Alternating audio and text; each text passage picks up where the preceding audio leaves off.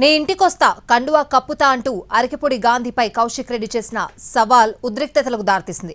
ఎక్కడా పరిస్థితి చేజారకుండా పోలీసులు రంగంలోకి దిగారు.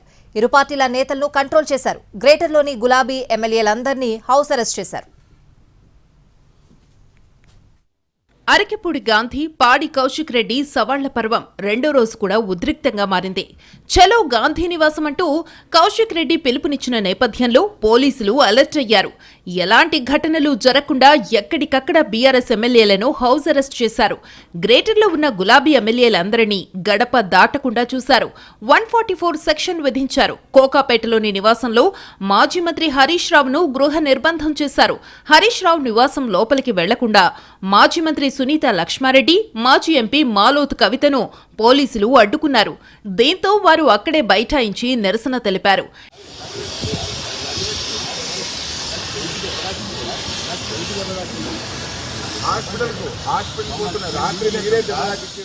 ఇటు మారేడ్మిల్లిలో తలసాని శ్రీనివాస్ యాదవ్ను గృహ నిర్బంధం చేశారు.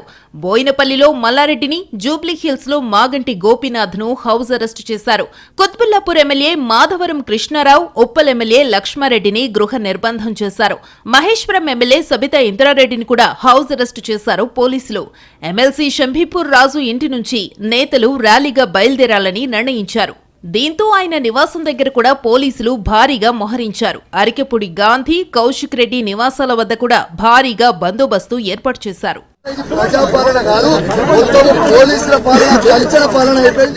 నిన్న సిపి ఆఫీసులో జరిగిన తోపులాట సందర్భంగా హరీష్ రావు ఎడమ భుజానికి గాయమైంది. అప్పుడు నొప్పితో చాలా బాధపడ్డారాయన. హరీష్ రావును హౌస్ అరెస్టు చేసిన పోలీసులు నొప్పి తీవ్రమైందని చెప్పడంతో ఆసుపత్రికి వెళ్లేందుకు అనుమతినిచ్చారు. ఏఐజీకి హరీష్ రావుతో పాటు పోలీసులు కూడా వెళ్లారు. హైదరాబాద్ బ్రాండ్ దెబ్బతీసేలా ప్రభుత్వం వ్యవహరిస్తోందన్నారు హరీష్ రావు. రాష్ట్రంలో లా అండ్ ఆర్డర్ ఉందా అని ప్రశ్నించారు. బీఆర్ఎస్ నేతలపై దాడి చేసిన వారిపై చర్యలు తీసుకోవడం లేదని మండిపడ్డారు. కౌశిక్ రెడ్డి వ్యక్తిగతంగానే ఎమ్మెల్యే గాంధీపై వ్యాఖ్యలు చేశారన్నారు. ఆ కామెంట్స్ సెటిలర్లను ఉద్దేశించినవి కావని హరీష్ రావు క్లారిటీ ఇచ్చారు. హైదరాబాద్ లో ఉన్న సెటిలర్లంటే గౌరవం ఉందన్నారు ఎమ్మెల్యే కౌశిక్ రెడ్డి. చిల్లర రాజకీయాల కోసం ఆంధ్ర, తెలంగాణ అని రెచ్చగొడుతున్నారని చెప్పారు. దీనికి ఎమ్మెల్యే గాంధీ కౌంటర్ ఇచ్చారు. బీఆర్ఎస్ లో చీడపురుగులు చేరారని కౌశిక్ రెడ్డిని ఉద్దేశించి ఆరోపణలు చేశారు. కేసీఆర్ ప్రాంతీయ విభేదాలు వద్దని చెబితే కొందరు మాత్రం ప్రాంతీయ విభేదాలను రెచ్చగొడుతున్నారని మండిపడ్డారు. వీళ్ళ చిల్లర రాజకీయాల కోసం ఆంధ్ర, తెలంగాణ అని రెచ్చగొట్టి డ్యామేజ్ చేసే, హైదరాబాద్ ఇమేజ్ ని డ్యామేజ్ చేసే ప్రయత్నం చేస్తా ఉన్నారు.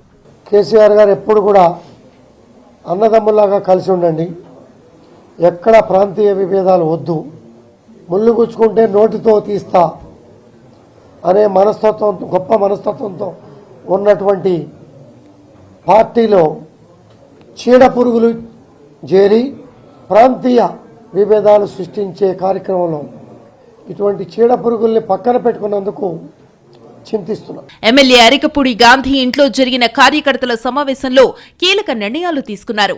కౌశిక్ రెడ్డిని తక్షణమే బీఆర్ఎస్ నుంచి పంపించేయాలంటూ సమావేశంలో తీర్మానం చేశారు.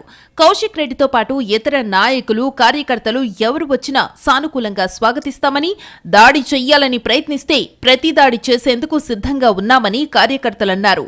ప్రాంతీయ విభేదాలు సృష్టిస్తున్న ఎమ్మెల్యే కౌశిక్ రెడ్డిపై బీఆర్ఎస్ చర్యలు తీసుకోవాలని అరకిపూడి గాంధీ డిమాండ్ చేశారు.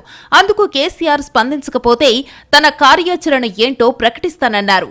ఎమ్మెల్యేలు పాడి కౌశిక్ రెడ్డి, అరకిపూడి గాంధీ మధ్య జరిగిన ఘర్షణల్లో 3 కేసులు నమోదయ్యాయి. సీఎం రేవంత్ ఆదేశాల మేరకు పోలీసులు పరిస్థితిని అదుపులోనే ఉంచారు. సిచ్యువేషన్ కూడా చెయ్యి దాటకుండా ఉండేందుకే నేతలను హౌస్ అరెస్టు చేశామని పోలీసులు చెబుతున్నారు.